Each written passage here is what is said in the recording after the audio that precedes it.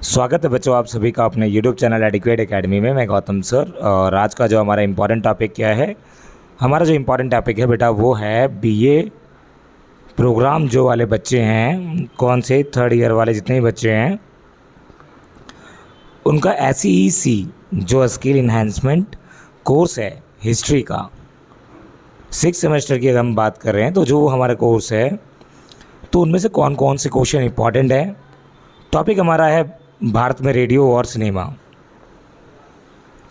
Radio और cinema का क्या योगदान रहा है हमारे भारत के अंदर, उसके बारे में हमें बताना है। एक सामाजिक इतिहास में उसका क्या योगदान मतलब रोल रहा है। तो इस वीडियो के अंदर हम जानेंगे कि कौन कौन से क्वेश्चन आते रहे हैं प्रीवियस ईयर में, जिसके ज़रिए हम अपना 75 आउट ऑफ 75 कैसे नंबर लेकर आ सकते हैं। इस वीडियो को देखने के बाद आप सभी को आप अपने क्वेश्चंस जो हैं एग्ज़ाम में वो अच्छी तरीके बेहतर तरीके से कर सकते हैं। आपको क्वेश्चन का आंसर भी करवाया जाएगा और कौन से बेस्ट क्वेश्चन है वो भी बताए जाएंगे। ठीक है, इंपॉर्टेंट क्वेश्चन जिसको हम कहते हैं। चलिए हम स्टार्ट करते हैं। सबसे पहले तो हम बात करते हैं, सबसे पहला हमारा जो इसमें इकाई दी गई है, इकाई के अंदर हमारे कौन कौन से हैं हम आपको बताते हैं। अंतर्युद्ध के वर्षों में औपनिवेशिक नींव, मतलब औपनिवेशिक शासन काल के अंदर जो प्रसारण व्यवस्था थी। प्रसारण मतलब क्या होता है, जिस समय रेडियो का प्रसारण वगैरह जिसे हम बोलते हैं, प्रसारण मतलब कि न्यूज़ों को फैलाना, आकाशवाणी वगैरह, IBC Indian broadcast corporation, BBC British broadcasting, इन सभी का प्रसारण कैसे हुआ वो सारी चीज़ें बताई गई। ऑल इंडिया रेडियो प्रोग्रामिंग क्या है, भारत छोड़ो आंदोलन और कांग्रेस रेडियो के अंदर क्या योगदान, इन क्वेश्चन के बारे में जानेंगे। इंपॉर्टेंट क्वेश्चन है हमारे। चलिए हम स्टार्ट करते हैं। सबसे पहले वीडियो यहीं से स्टार्ट करते हैं। हमारा हम बताएंगे अंतर्युद्ध के वर्षों में, मतलब कि जो हमारा युद्ध चल रहा था उस टाइम पीरियड में, तो युद्ध से रिलेटेड अगर मैं आपको बता दूं 1914 से लेकर 1918 के बीच में चल रहा हमारा पहला विश्व युद्ध, जिसे हम फर्स्ट वर्ल्ड वॉर कहते हैं, और 1939 से लेकर 1945 तक हमारा कौन सा चला, सेकेंड वर्ल्ड वॉर चला। तो इस युद्ध के वर्षों में औपनिवेशिक शासन की किस तरीके से नींव रखी गई तो वो बोलते हैं। तो सबसे पहले अगर हम आपको बताएं, औपनिवेशिक काल के दौरान औपनिवेशिक शासन क्या होता है भाई, जब कोई बाहरी देश आकर हमारे देश पर अपनी कॉलोनीज़ बनाती है, अपने कंट्रोल करते हैं, तो उसे हम क्या कहते हैं, औपनिवेशिक काल कहते हैं। तो ऐसे ही भारत के अंदर क्या हुआ, औपनिवेशिक शासन ब्रिटिश समय से ही स्टार्ट हो गया और उसी दौरान से प्रसारण का विकास पे भी बातें की जाने लग गई। रेडियो क्लब जो कि 1920 के दशक में शुरुआत की गई, रेडियो क्लब बनाए गए। और रेडियो क्लब कहाँ कहाँ बनाए गए, महानगरों में बेटा, बॉम्बे, कोलकाता, मद्रास, इन सभी जगहों पर विकसित हुई। कहा जाता है 1927 में क्या हुआ, निवेशकों ने एक समूह ने क्या किया, IBC इंडियन ब्रॉडकास्टिंग कंपनी की शुरुआत की, लेकिन धन को बनाए रखने में विफलता के कारण 1930 में ब्रिटिश सरकार ने IBC पर नियंत्रण कर लिया। मतलब कि भारतीय लोगों के पास उतने पैसे नहीं थे, ब्रिटिश ने अपना दबदबा जमा लिया। तो ब्रिटिश ने जब अपना कब्जा जमा लिया, भाई ब्रिटिश ने अपना नाम रखा ब्रिटिश ब्रॉडकास्टिंग कॉरपोरेशन। एक कर्मचारी लियोन फिल्डन ने जिम्मेदारी दी। फिल्डन भारतीय राजनीतिक परिवेश में संबंधित जानकारी प्रदान करने के लिए भारतीय प्रसारक स्थापित करना चाहते थे, और उन्होंने क्या चालू किया, अखिल भारतीय रेडियो एयर। तो ये फिल्टन द्वारा ही चालू किया गया एक कार्य है। ठीक है, तो उसी समय क्या हुआ, इस एयर से बहुत सारे लोग जितने बुद्धिजीवी थे वो सारे इसमें जुड़े। आते हैं भारत के अंदर जो रेडियो का प्रसारण की शुरुआत कब से हुई वो जानते हैं हम, क्योंकि ये बहुत इंपॉर्टेंट क्वेश्चन है। वो आता है IBC की शुरुआत बोला जाता है उसकी 1926 में की गई, लेकिन 1927 के टाइम पीरियड में वायसराय इरविन ने IBC पहला रेडियो स्टेशन लॉन्च किया और भारत की संस्थागत प्रशासन की शुरुआत की। प्रसारण मतलब कि अब टेलीकास्ट जो भी न्यूज़ थी वो भेजना, वो प्रसारण करना शुरू कर दिया, मतलब लोगों को देना शुरू कर दी, मतलब आकाश के ज़रिए कनेक्शन करके। अब IBC के लिए ब्रिटिश सरकार द्वारा प्रदान की गई रुचि सहायता ब्रिटेन में देखे गए उत्साह से बहुत पीछे थी। IBC ने कोलकाता को शामिल करने के लिए अपनी गतिविधियों का विस्तार किया। अब आपको बताऊं 1935 में सरकार ने एयर लॉन्च किया, मतलब अखिल भारतीय रेडियो। लियोनेल फिल्टन ने को ये कमान सौंपी गई। आकाश सरकार ने क्या किया, आकाशवाणी को एक कंपनी का दर्जा देने से इनकार कर दिया और एक सरकारी प्रभाव के रूप में काम करना जारी रखने के अनुमति, मतलब उन्होंने बोला भाई तुम इससे क्या करोगे, इससे तुम्हें एक दर्जा नहीं दिया जाएगा, लेकिन बट तुम इसके ज़रिए काम कर सकते हो। ये ब्रिटिश ने ऐसा किया। भारत में रेडियो क्लबों का प्रयोग कब से शुरू हुआ बेटा? भारत में रेडियो प्रेमी 1920 की दशक में आपने सुना होगा भाई, रेडियो इस तरीके से होता था जिसके अंदर मोटी मोटी सैल लगती थी, यहाँ पे एंटीना होता था जिसके ज़रिए क्या होता था, मतलब आकाश के ज़रिए जो आपको सूचना दी जाती थी। पहले के टाइम पीरियड में अगर मैं आपको बताऊँ, जिस टाइम पे कि हमारे भारत में पहली बार इलेक्शन हुआ, उस समय लोगों को न्यूज़ देने के लिए एक तरीके से आकाशवाणी के ज़रिए ही लोगों तक खबर पहुंचाई जाती थी, एयर इंडिया के ज़रिए ही, और लोग वाग उससे जागरूक होते थे, ज़्यादा से ज़्यादा आंदोलन में शामिल होते थे। तो ये सारा काम पहले किसका था? प्रसारण का काम रेडियो का ही था। बोलते हैं 1920 के क्लब में संस्थापक सदस्यों की स्थापना हुई और उसके बाद गियाचंद मोटवाने को आमतौर पर भारत के पहले रिकॉर्डेड किए गए रिकॉर्ड सिग्नल को प्रसारित करने का श्रेय दिया गया। तो भाई किसको दिया गया? गियाचंद मोटवाने। तो पहला प्रसारण रेडियो सिग्नल इन्हीं के द्वारा दिया गया था। टाइम्स ऑफ इंडिया ने बॉम्बे के पोस्ट एंड टेलीग्राफ कार्यालय की सहायता से वाणिज्य वित्त पोषण पर अगस्त 1921 की शुरुआत बॉम्बे कार्यालय से प्रसारण शुरू किया। बॉम्बे के गवर्नर जॉर्ज लेयॉर्ड के अनुरोध के बावजूद भी ये किया गया। अब पहली बार जब ये शुरुआत हुआ तो बोलते उद्योग श्रम विभाग पीएनटी के महानिदेशक 1922 में ब्रिटिश सरकार के एक पत्र भेजा, जिसमें उन्होंने लाइसेंस उपयुक्त के माध्यम से मुफ्त प्रसारण मतलब क्या होता है? फ्री न्यूज़ देना लोगों को।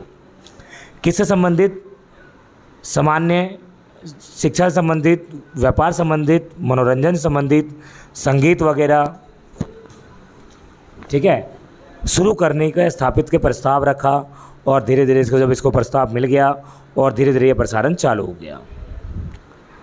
अब आते हैं हम इसी में आगे क्या और चीज़ बोली गई। भारतीय रेडियो के अंदर पीएनटी द्वारा पहले तैयार किए गए एक प्रसारित लाइसेंस का अध्ययन किया गया। इन्होंने पहला ऐसा लाइसेंस प्राप्त था जिसके ज़रिए उन्होंने किया, लाइसेंस का मूल्यांकन किया और कुछ सुझाव दिए। ब्रिटिश सरकार ने वायरलेस के निर्देश को एक नया लाइसेंस तैयार करने का काम सौंपा। मतलब वायरलेस होना चाहिए। कैसा होना चाहिए?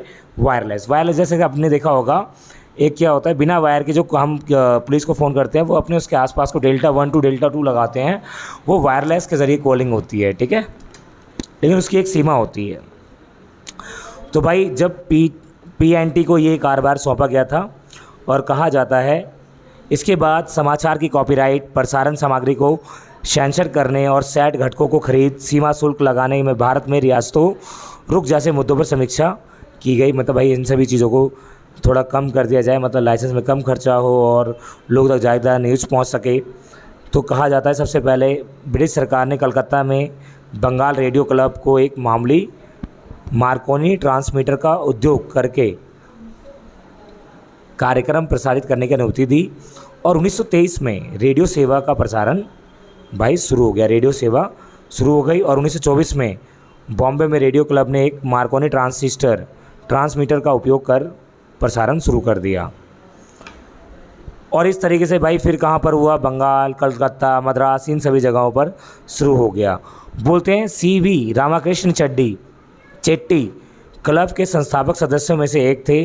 चेट्टी इंग्लैंड में अपनी पढ़ाई पूरी करने के बाद भारत लौटे और उन्होंने 8 किलोमीटर की रिसीविंग रेंज के साथ मामूली 40 वॉट ट्रांसमीटर के लिए घटकों को ले लिया। मतलब कि 40 मीटर की जो है 40 वॉट ट्रांसमीटर 8 किलोमीटर तक की। बोलते हैं चेट्टी ने विभिन्न ट्रांसमीटर भागों में एक साथ रखा और क्लब ने प्रयोगात्मक प्रसारण शुरू किया। 1924 में क्लब ने औपचारिक रूप से पहली प्रसारण सेवा शुरू की। औपचारिक रूप से भाई पहला प्रसारण सेवा कब शुरू हुई? 1924 में। बोल इसकी नींव रखी गई 1923 में। फिर आते हैं, ये तो हमारा हो गया। फिर उसके बाद मद्रास में क्या हुआ? मद्रास में भी इसी तरीके से चालू हुई। मद्रास में कब हुई? मद्रास में रेडियो क्लब ने 1927 का एयरवैक्स का प्रसारण किया। तो इस तरीके से ये रेडियो का विकास शुरू हुआ। और फिर उसके बाद अगर हम आपको बताएं इंडियन ब्रॉडकास्टिंग कंपनी की स्थापना क्या है, तो भाई इंडियन ब्रॉडकास्टिंग कंपनी क्या है जो कि इंडिया ने बनाई थी। 1924 के अंदर भारत ने प्रसारण चर्चा करने के लिए एक गृह विभाग के सचिव HLA के अध्यक्ष में एक बैठक बुलाई। UN सेन और 2 स्टेटमैन टाइम्स ऑफ इंडिया गृह विभाग के सदस्य रंगास्वामी अंगेर और NT महानिदेशक बैठक में उपस्थित थे। इन्होंने फोरम दिया कि सुझाव के आधार पर भारत में सभी प्रांतों में उनकी राय जानने के लिए पत्र भेजा। उन्होंने स्थानीय सरकारों को प्रसारण पर समग्र सरकारी नीति को व्यक्त करने के मामले पर उचित रूप से संभालने के लिए आवश्यक जानकारी प्रदान की। बोलते हैं एक प्रसारण लाइसेंसधारी सरकार के बीच अनुबंधन बनाने की पूरी तरह से शामिल था। 1924 में पत्र भेजा गया और 1924 में ही सुझाव और टिप्पणी भेजने की कहा गया और कहा जाता है 1925 में उद्योग और श्रम विभाग ने 1925 में अस्थायी सलाहकार समिति के एक सत्र के दौरान प्रांतीय सरकार और कार्यालय से प्राप्त टिप्पणियों और प्रतिक्रियाओं का गहन विश्लेषण किया। समिति ने मसौदे विज्ञापित जारी करने के लिए मतदान किया, मतलब लोगों ने वोटिंग की, और 1925 के अंदर ब्रिटिश सरकार ने प्रेस ब्रिटिश भारत में एक साधन बयान भेजा और आधिकारिक घोषणा का दिया। ब्रिटिश भारत में निर्मित स्टेशनों के माध्यम से प्रसारण सेवाओं को प्रावधान की अनुमति देने के लिए निजी उद्योग को लाइसेंस जारी करने के लिए तैयार है, मतलब उन्होंने लाइसेंस देने के लिए तैयार कर दिया। ब्रिटिश सरकार ने प्रसारण लाइसेंस को 10 साल तक चलाने के लिए निर्धारित किया, मतलब शुरू में जो लाइसेंस जो मिला था 10 साल के लिए ही मिला था। कम से कम एक स्टेशन से नियमित सेवा प्रदान करना शुरू किया।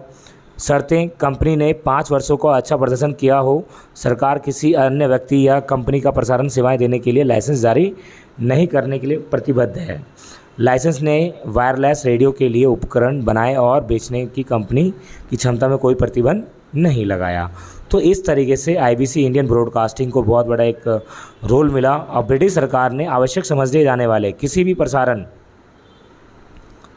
स्टेशन पर निरीक्षण करने का अधिकार बरकरार रखा और उन पर नियंत्रण भी रखा, उन्हें चलाना जारी रखा, उन पर पूरा प्रतिबंध लगाना, आपातकाल के समय उन्हें बंद करना, ये सारी चीज़ें ब्रिटिश अपने अंडर में रखी।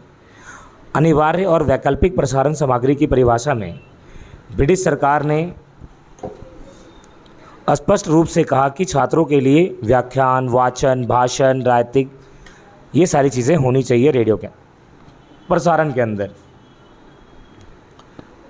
1926 के टाइम पीरियड में भारतीय रेडियो टेलीग्राफ कंपनी ने ब्रिटिश सरकार को केवल एक आवेदन प्राप्त हुआ उद्योग और श्रम विभाग में।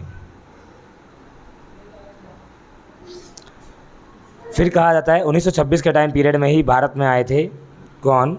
बीबीसी कार्यकर्ता एंड एरिक डनस्टन। समझौते के मसौदे संस्करण समीक्षा के उपलब्ध था। बंगाल और बॉम्बे में सरकारें जहां आईबीसी को शुरुआत 2 रेडियो स्टेशन स्थापित करने थे, वहीं स्वीकृति उनकी कोई भी आलोचना होने के कहा गया। मतलब उन्हें भाई 2 स्टेशन को लॉन्च किया। आईबीसी के पास उनके उपयोग के लिए अधिकृत 15 लाख रुपए की धनराशि थी। सब्सक्राइब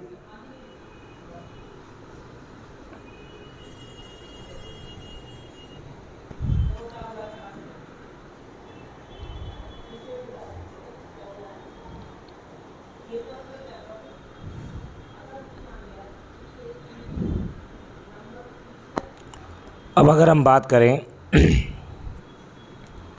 तो आईबीसी ने क्या किया, जब 15 लाख रुपए दिए गए और उसके बाद क्या हुआ, मार्कोनी कंपनी ने पूंजीगत स्टॉक के 66% बहुमत शेयरों को बनाए रखा। आईबीसी की 80% आय रेडियो लाइसेंस से आती है। सरकार ने फैसला किया कि प्रत्येक रेडियो सेट पर सालाना 10 रुपये का शुल्क लगेगा और आईबीसी के रिसीवर के स्वामित्व वाले लोगों के वार्षिक लाइसेंस शुल्क लेने के लिए अधिकृत किया गया। बोलते हैं आईबीसी ने बीबीसी के अनुभवी एरिक सी डनस्टन कंपनी के पहले महाप्रबंधक को नियुक्त किया।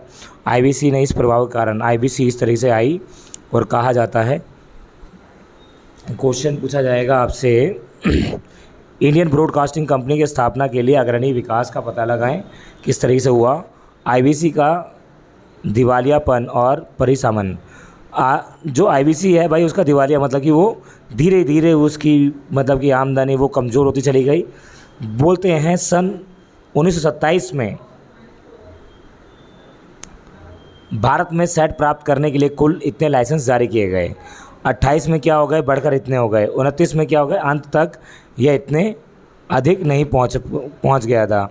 आय में कमी के बाद आईबीसी को इतनी निराशाजनक संख्या निपटने में कठिनाई हुई और कहा जाता है कलकत्ता में स्टेशनों की स्थापना पर 6 लाख की कुल जुटाई गई पूंजी से लगभग 4,50,000 रुपये खर्च किए गए।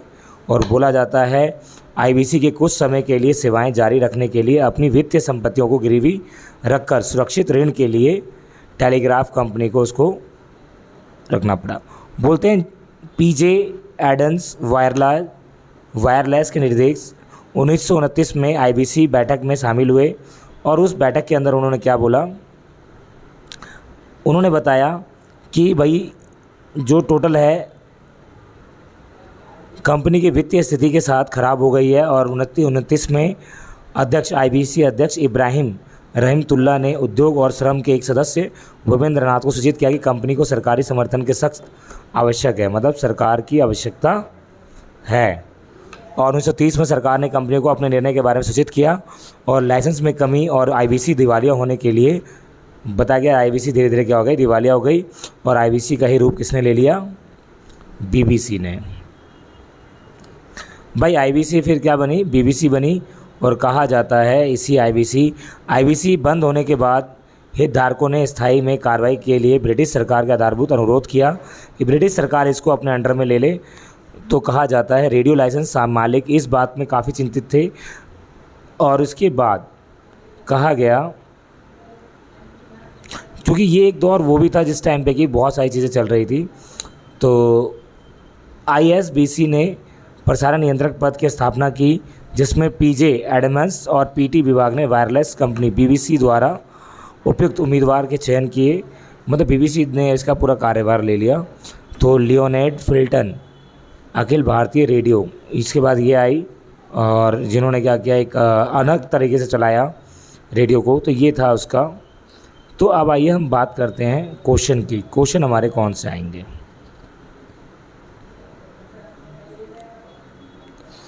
अगर आपसे बोल दिया जाए भारत के अंदर ब्रॉडकास्टिंग कंपनी जो है इंडियन ब्रॉडकास्टिंग का दिवालिया कैसे निकला, वो आपसे पूछ सकता है।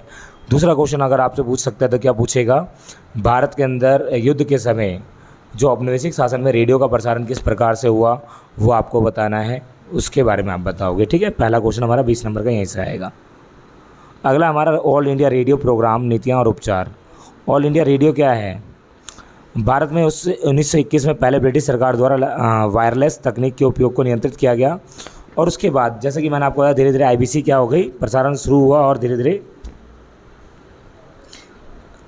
1930 में ब्रिटिश सरकार ने आईबीसी प्रसारण कार्यों पर नियंत्रण करने के लिए मजबूर होना पड़ा।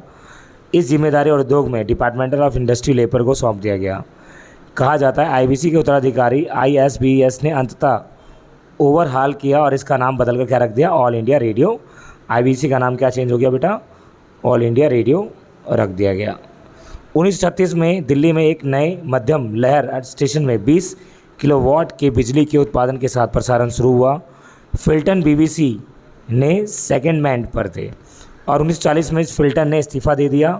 क्यों, क्योंकि द्वितीय विश्व युद्ध के ने सुनिश्चित किया कि सरकार प्रचार के लिए रेडियो और संदेश दोनों का इस्तेमाल करे, मतलब फ्री एकदम।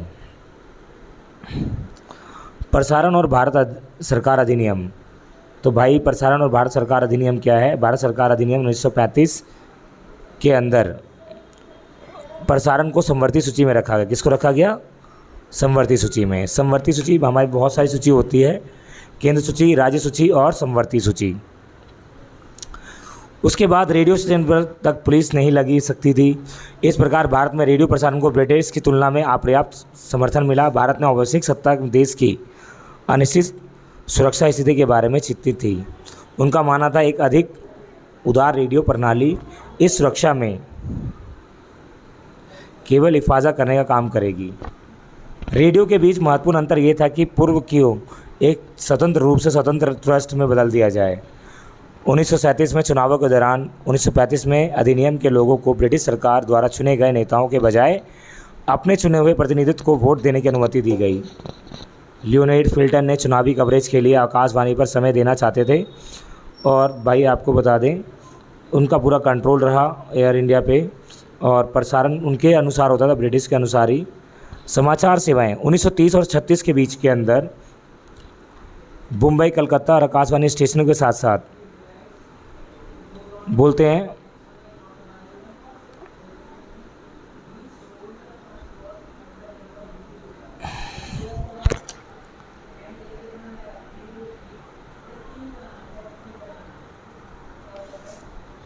तो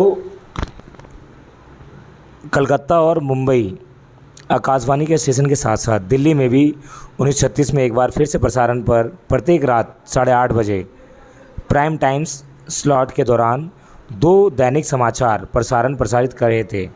9:30 बजे तक इस अवधि के दौरान एक अंग्रेजी भाषा की, दूसरी दिल्ली और बॉम्बे हिंदुस्तानी भाषा और 1/3 कलकत्ता से बंगाली में समाचार रिपोर्ट थी।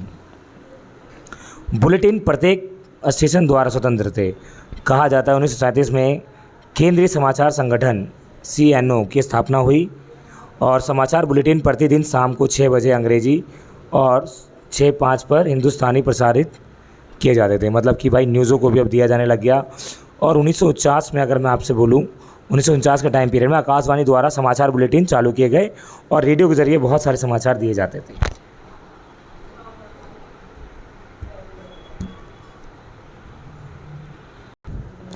एक वाक्य दिया गया है, देश में एक भावना और आकाशवाणी को भारत के लिए एक सामान्य भाषा के विकसित में किया गया। 1947 में भारत की स्वतंत्रता के बाद एयर ने कुछ समय के लिए रेडियो को प्रसारण हिंदू भाषा में किया और एयर ने 27/1949 में सभी कार्यक्रम पत्रिकाओं हिंदुस्तानी शब्द को हिंदी बदल दिया। मतलब सारी चीज़ें हिंदी में। एयर ने उर्दू से अलग समाचार का प्रसारण शुरू किया। 37 में CNO की शुरुआत के साथ रेडियो स्टेशन में समाचार प्रसारण की शुरुआत हुई और इस तरीके से दिल्ली में एक केंद्रीय समाचार कक्ष में समाचार रिपोर्ट लिखने और फ़ोन पर विभिन्न स्टेशनों का प्रसारित करने के लिए संगठित कार्यक्रम तैयार किया गया, ग्रुप बनाया गया जिसके ज़रिए ये भेजा गया। चलिए अगर हम आगे बात करते हैं, 1953 तक आकाशवाणी ने पाया कि टेलीफोन नेटवर्क के माध्यम से आवश्यक समाचारों का प्रसारण खराब था। शक्तिशाली शॉर्ट वेव ट्रांसमीटरों की तैनाती से काफ़ी सुधार हुआ और उसके बाद कहा जाता है ग्रामीण प्रसारण और कार्यक्रम किस तरीके से ग्रामीण क्षेत्रों में, गांव के अंदर कैसे किया गया। अपने काम में जोसलिन जिविन ने 2 समूह, अभिभावक और गांधीवाद पर प्रकाश डाला, जिन्होंने भारतीय गांव को भारतीय संस्कृति और इतिहास के केंद्र को रूप में देखा।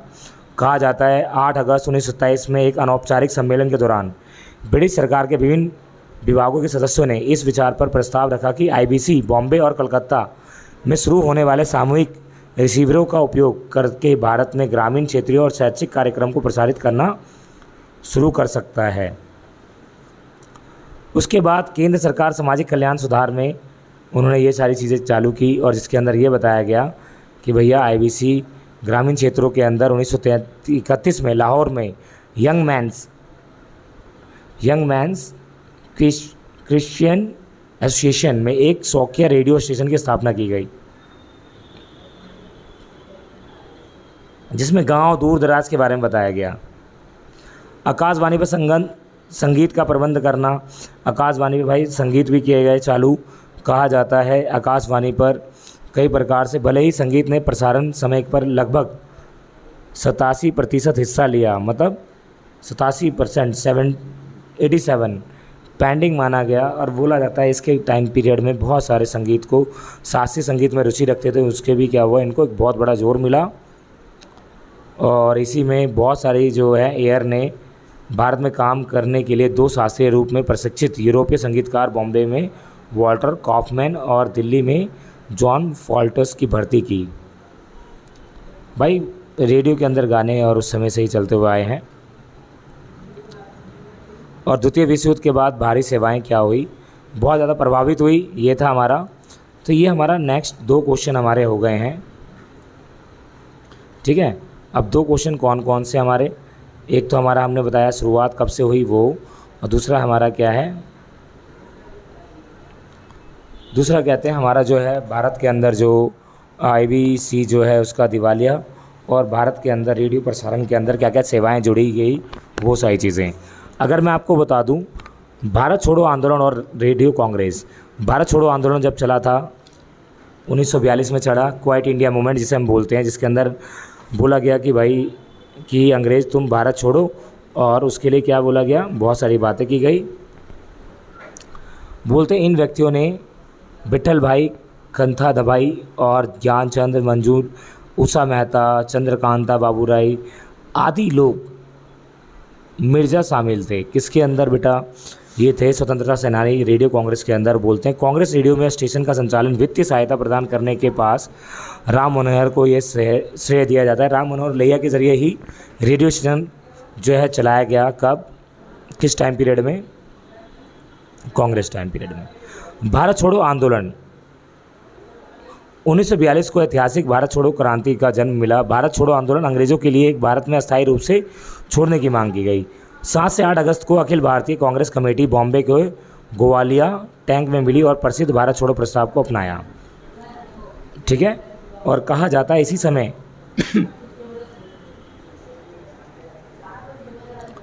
ब्रिटिश सरकार नहीं चाहती थी कि भारतीय राष्ट्रीय कांग्रेस भारत छोड़ो आंदोलन शुरू करे। मतलब ब्रिटिश सरकार चाहती थी भाई कांग्रेस ये ना करे कि भाई वो बोले कि भाई ब्रिटिश भारत छोड़े।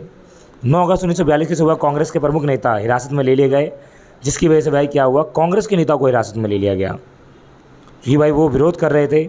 लेकिन प्रांतीय और राष्ट्रीय समिति गैरकानूनी घोषित कर दिया गया। 1 हफ्ते के भीतर सरकार ने 1000 से अधिक सदस्यों को हिरासत में लिया। सरकार द्वारा बड़े पैमाने पर गिरफ्तारी की गई। मतलब जो सरकार के खिलाफ आवाज़ उठा रहे थे उनको क्या कर लिया गया, सीधा गिरफ्तार कर लिया गया। कठोर सेंसरशिप ने राष्ट्रवादी प्रेस के माध्यम से संगठन नेताओं और अपने समर्थकों के जनसमूह तक निर्देशों को नियमित प्रसार को रोक दिया। ब्रिटिश सरकार ने 9 अगस्त को तलाशी और गिरफ्तारी से पहले प्रेस नियमों का मसौदा तैयार किया। मतलब प्रेस में क्या क्या चीज़ें बोली जानी है, क्या क्या प्रतिबंध लगाया जाना है।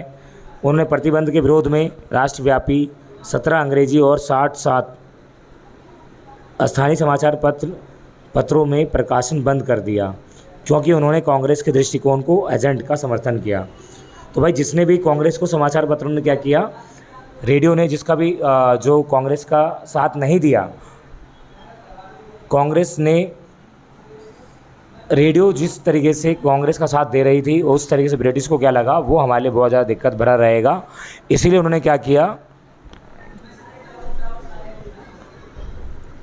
उन सभी को पाबंदी लगा दी और कांग्रेस के सूत्रों को अवैध बना दिया गया। और दूसरी ओर मीडिया पर लगाए गए कई नियम के जवाब में भाई कई चीज़ें लगा दी गई। तो बोलते हैं द्वितीय विश्व युद्ध के समय और जो कांग्रेस भारत छोड़ो आंदोलन के समय रेडियो के बारे में, कांग्रेस रेडियो ट्रांसमीटर विकसित करना। 1942 के अंदर क्या हुआ बेटा, रेडियो शुरू हुआ और उन्होंने गांधी की बात सुनी और करो या मरो की भावना को लेकर बहुत सारी बातों को प्रसारित किया। और कहा जाता है कांग्रेस रेडियो ने आयोजन की मदद से खाकर के संपर्क लिया। रेडियो स्टेशन के प्रबंधन के लिए खाकर प्रमुख वस्तुकार थे। खाकर कौन थे? वस्तुकार थे जिन्होंने रेडियो बनाने का फैसला लिया। खाकर ने गुप्त ऑपरेशन के आवश्यक संसाधन इकट्ठा शुरू किया और वो रेडियो कांग्रेस रेडियो के लिए ट्रांसमिशन मीटिंग उपकरण डिजाइन करने के लिए नरीमन अब्राहिम प्रिंटर और एक इंजीनियर के पास गए और रेडियो और वायरलेस सिस्टम इंजीनियरिंग से अच्छा अनुभव था। द्वितीय विश्व युद्ध के पहले प्रिंटिंग के पास बॉम्बे टेक्निकल इंस्टीट्यूट में अपने काम में संबंधित बोलते हैं उन्होंने अपने विद्यार्थियों को पढ़ाने के लिए एक रेडियो ट्रांसमीटर का अधिग्रहण किया। सितंबर 1939 में जब युद्ध शुरू हुआ उनका लाइसेंस रद्द कर दिया गया और उन्हें ट्रांसमीटर को अलग कर दिया गया। प्रिंटर ने रेडियो ट्रांसमिटिंग डिवाइस के कुछ हिस्से घटकों को गुप्त रूप में बरकरार रखा, मतलब बचा के रखा, क्योंकि भाई बिल्कुल तुम बना भी नहीं सकते और तुम टेलीकास्ट भी नहीं कर सकते, बहुत सारी चीज़ें थी। तो इस तरीके से क्या हुआ, रेडियो का कांग्रेस के अंदर रेडियो की शुरुआत कब से हुई? 1942 से ही हो गई।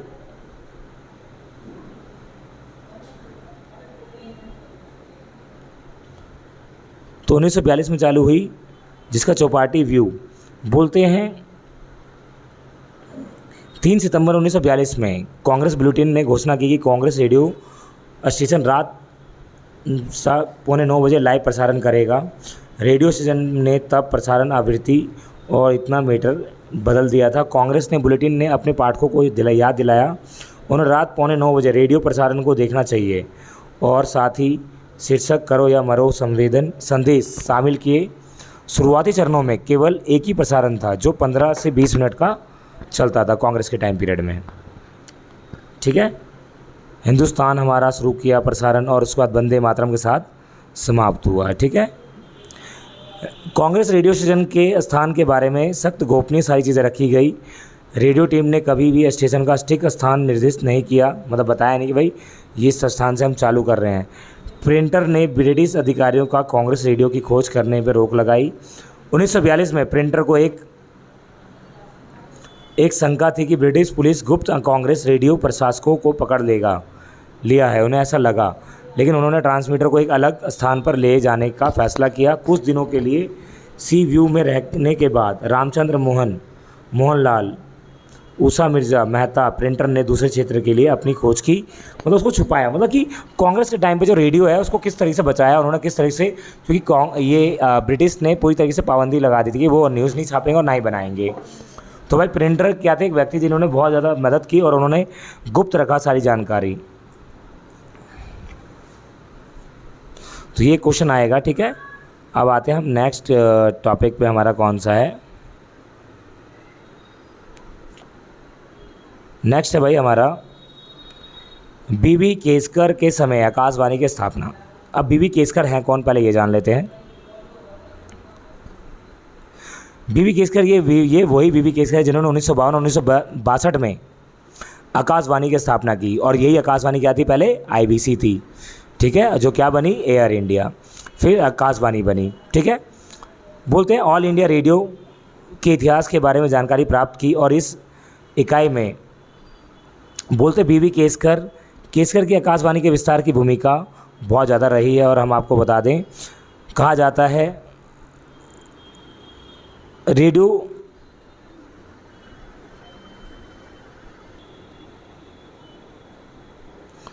बोलते हैं आपके मन में कई बार सवाल आते होंगे, रेडियो क्या है, आखिर कब और कैसे आकाशवाणी का नाम बदला गया। तो बोलते मैं आपको बता दूं, 1952 से 1956 के बीच आकाशवाणी की स्थापना की गई। केसकर साहब की एक महत्वपूर्ण भूमिका रही। कांग्रेस के अंदर रेडियो राम मनोहर लोहिया जी का, और अगर आकाशवाणी की बात की जाए तो उसके अंदर केसकर जी का बहुत बड़ा योगदान रहा 1952 से लेकर 56 तक में। कहा जाता है क्योंकि आकाशवाणी यानी कि ऑल इंडिया रेडियो प्रसारण सेवा को प्रभावित किया।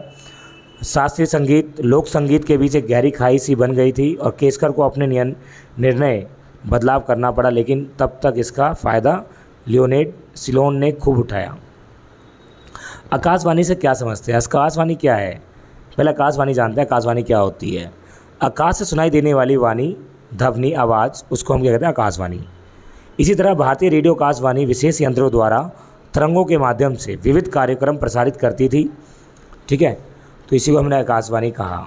डॉक्टर सुचिमिता ने अपनी पुस्तक आकाशवाणी एवं हिंदू शास्त्रीय संगीत में वर्णन किया, भारतीय धर्मशास्त्र और आकाशवाणी शब्द का प्रयोग ऐसी वाणी के लिए किया गया है जिसका भाव आकाश से देवताओं द्वारा उच्चारित दिव्य वाणी से लिया जाता है। मतलब कि जहाँ पर देवता अपनी दिव्य वाणी से हमें क्या करते हैं, संदेश देते हैं, यही आकाशवाणी है।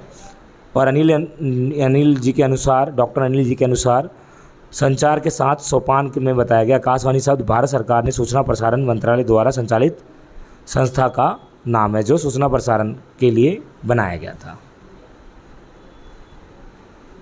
1957 में ऑल इंडिया रेडियो के लिए भारतीय नामक आकाशवाणी मैसूर रेडियो में अनुसार अपनाने संदर्भ में सूचना प्रसारण मंत्रालय ने विज्ञान के माध्यम से सभी केंद्रों में किए जाने वाले उद्घोषणा की। इसके बाद मैं आपको बता दूं, प्रसार भारती के अधीन आकाशवाणी का वर्तमान स्वरूप। तो प्रसार भारती 1957 में ऑल इंडिया रेडियो का नाम आकाशवाणी रखा गया। आकाशवाणी का आदर्श वाक्य बहुजन हिताय बहुजन सुखाय, बहुजन हिताय और बहुजन सुखाय इसका मेन था। आम जनता के कल्याण और खुशहाली के लिए बनाया गया था। 13 फरवरी को विश्व रेडियो दिवस मनाया गया जाता है। भारत में आकाशवाणी का प्रसारण प्रसार भारती के अंतर्गत होता है। किसके अंदर होता है? प्रसार भारती के अंदर। आपको बता दें कि प्रसार भारती सूचना प्रसारण मंत्रालय के अधीन एक स्वायत्तशासी संस्थान है। उसे संसद में पारित अधिनियम 1990 के जरिए एक वैधानिक स्वायत्तशासी संस्था के रूप में स्थापित किया गया। आकाशवाणी और दूरदर्शन टेलीविज़न नेटवर्क का समावेश किया गया, और यही प्रसार भारती के जरिए किया जाता है। बोलते हैं प्रसार भारती की वार्षिक रिपोर्ट 2019 और 20 के अनुसार पिछले 8 दशकों में आकाशवाणी द्वारा विकास ने इस विश्व भर में सबसे बड़े मीडिया संगठनों में से एक बना दिया, और कहा जाता है इसकी बहुत बड़ी बात है। आकाशवाणी की प्रसारण सेवा किस किस सेवाओं में वो कार्य करती है भाई? राष्ट्रीय कार्यक्रम, क्षेत्रीय कार्यक्रम, और राष्ट्रीय कार्यक्रम के अंदर क्या क्या करती है प्रसार भारती? देखो क्या क्या करती है। तो भाई बुलेटिन, न्यूज़, शिक्षा, प्रश्नकाल वगैरह। क्षेत्रीय में क्या क्या करती है? क्षेत्र के अंदर वो बहुत सारे कार्य करती है, जैसे कि सांस्कृतिक भाषा समावेश होता है इसके अंदर।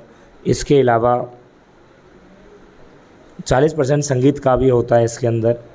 स्थानीय कार्यक्रम भी होते हैं जो कि समुदाय 7 घंटे विविध भारती में रिले और बहुत सारी चीज़ें कार्यक्रम होते हैं, ठीक है।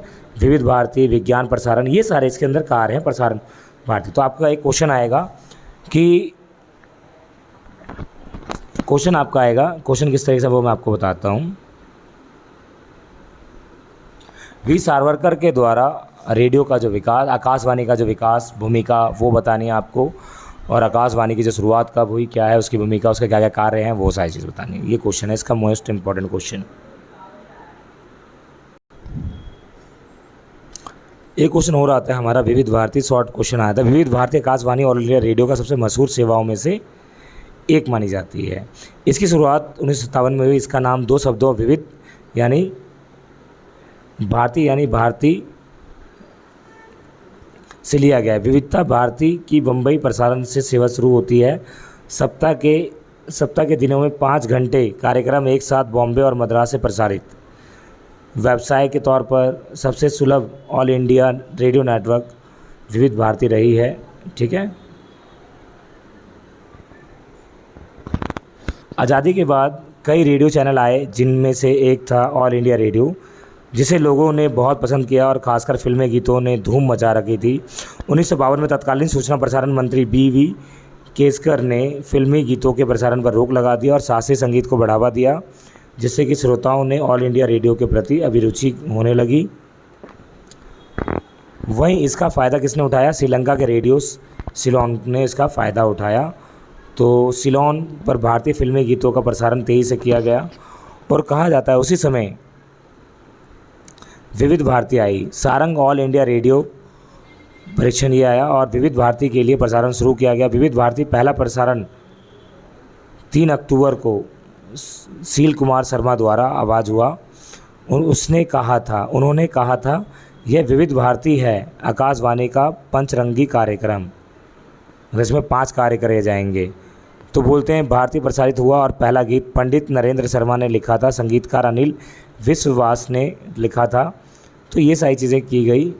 आकाशवाणी के अंदर भी बहुत सारी चीज़ें हैं, विविध भारती के अंदर बहुत सारे कार्य किए गए, ठीक है। तो ये विविध भारती के अंदर का हमारा प्रश्न है।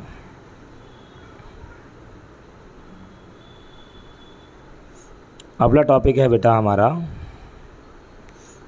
भारतीय सिनेमा के प्रारंभिक वर्ष। भाई भारतीय सिनेमा का प्रारंभिक वर्ष, भाई रेडियो के बाद क्या हुआ, विविध भारती वगैरह सब चीज़ के बाद क्या आ गया, सिनेमा।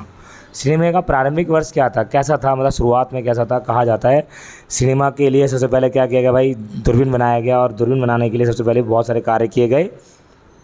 अमेरिका ब्रिटेन का बहुत बड़ा योगदान रहा है। बोलते हैं 1896 में बॉम्बे में पहला सिनेमेटोग्राफ लेकर आए। कौन? अंतर्राष्ट्रीय debut Lumiere brothers, marvel of the century, ठीक है। ब्रिटिश, फ्रांस, अमेरिका से आयात फिल्में बड़े पैमाने पर यहाँ पर अध्ययन केंद्रित हुई। और बोलते हैं गुंडी राज गोविंद फाल्के द्वारा राजा हरिश्चंद्र के बारे में आपको बता दूँ, सिनेमा की शुरुआत जो हमारी 1895 से हुई और कहा जाता है उसी समय से पहले जो फिल्में आती थी वो क्या थी, मूक फिल्म, जिसके अंदर आवाज़ नहीं होती थी। तब भी वो बहुत ज़्यादा पहली जो फिल्में होती पौराणिक होती थी, मतलब पुरानी जैसे कि रामायण वगैरह इन सभी चीज़ों पर होती थी। फिर धीरे धीरे क्या आई, भक्ति पर आई, फिर धीरे धीरे जो आई रोमांटिक, और जो कि आपने सुना होगा फिर शैक्षिक भी आई, तारे ज़मीं, और राजश्री प्रोडक्शन द्वारा बहुत सारी फिल्म की गई। तो सिनेमा की शुरुआत यहाँ से शुरुआत होती है 1895 के ज़रिए ही, ठीक है। सिनेमा की शुरुआत 1900 से 1918 के बीच में हुई सिनेमेटोग्राफ द्वारा, और कहा जाता है 90% जो फिल्में होती है वो अमेरिका से आई थी। अमेरिका फिल्म बाज़ार में बहुत ज़्यादा फेमस हुई और गुंडी राज गोविंद फाल्के द्वारा भारतीय सिनेमा का जनक कहा माना जाता है गुंडी राज फाल्के को, जिन्होंने राजा हरिश्चंद्र बनाई। और बोलते हैं 1899 में बॉम्बे में 2 प्रसिद्ध पहलवानों के बीच लड़ाई का चित्रण किया गया, लॉर्ड कर्जन का दिल्ली दरबार। और उस समय क्या हुआ, शूटिंग तो बहुत सारी हुई और कहा जाता है उसी समय और भी फिल्में आई। राजा हरिश्चंद्र रिलीज़ हुई और राजा हरिश्चंद्र के बाद कौन सी फिल्में हुई रिलीज़, और भी हुई, ठीक है। तो उसके बाद हमारा है इस तरह शुरुआत हुई। और कहा जाता है पहले की जो 1920 के दशक में जो फिल्में थी वो पुरानी कथाओं और भक्ति फिल्मों के लिए सजग बनाई। ठीक है, जैसे भक्त विदुर, भक्त प्रहलाद, ये सारी मूवी हैं बेटा। ये पहला दशक है, शुरुआती दौर हिंदी सिनेमा का। फिर उसके बाद स्टंट और एक्शन ने भी स्थिर प्रगति की और कहा जाता है फिर भी मुसलमानों संस्कृति फिर सांस्कृतिक पे भी आने लग गई। मुसलमानिक सामाजिक शैली में कई ऐसी फिल्में आई, बुलबुल ए परिस्तान, ठीक है, और उसके बाद सिराज, अनारकली, जोधा अकबर। 1928 में फिल्में धीरे धीरे क्या हो गई, रिलीज़ हुई और उसके बाद टॉकीज़ के अंदर बहुत सारी जो फिल्में हैं, आवारा आई, ठीक है। उसके बाद और भी है बुरा प्रभाव, महिलाओं और पारंपरिक सिनेमा, महिलाओं पर इसका क्या प्रभाव पड़ा। तो ये चीज़ें पूछी जाती है। आपका हिंदी सिनेमा का शुरुआत जो आपको बता दिया 18 से, वैसे तो भारतीय सिनेमा का जो है शुरुआत 1900 से 1918 के बीच में हुआ और उस समय पुरानिक फिल्में की जाती थी। और आज का जो सिनेमा, मैं आपको बता दूं, सिनेमा ही बहुत बड़ी हावी हो चुकी है पूरे विश्व में, हमारे भारत में सबसे ज़्यादा हो चुकी है। तो ये क्वेश्चन है इंपॉर्टेंट, आप कर लीजिएगा और आपके ये क्वेश्चन ज़रूर आएंगे। ये देखिए हमारा देखा सेंसर कपूर। उसके बाद ये है हमारी सुलोचना मूवी, ये इस तरह से महिलाओं का योगदान बताया गया है और महिलाओं की धीरे धीरे स्थिति आपने देखा होगा वेस्टर्न कल्चर को फॉलो करते हुए अब महिलाओं की स्थिति के अंदर भी बहुत ज़्यादा सुधार आता जा रहा है। ठीक है, दुर्गा खोटे। तो ऐसी बहुत सारी मूवी आई जो महिलाओं से रिलेटेड। तो आगे आते हैं हमारा जो इसके अंदर जो मेन क्वेश्चन है अगला, भारतीय सिनेमा का प्रारंभिक वर्ष 2। भाई दूसरा वर्ष ऐसा है जिसके अंदर बहुत सारी मूवी आई, लड़ाई झगड़े, रोमांटिक वगैरह, ये सारी चीज़ें आई। और इसी के साथ हमारा जो ये चैप्टर है समाप्त होता है और आशा करते हैं कि आप सभी को ये वीडियो पसंद आई हो। लाइक शेयर कमेंट जरूर करें और वीडियो को शुरू से लेकर लास्ट तक जरूर देखें, आपके 75 के 75 नंबर जरूर आएंगे बेटा। Thank you so much.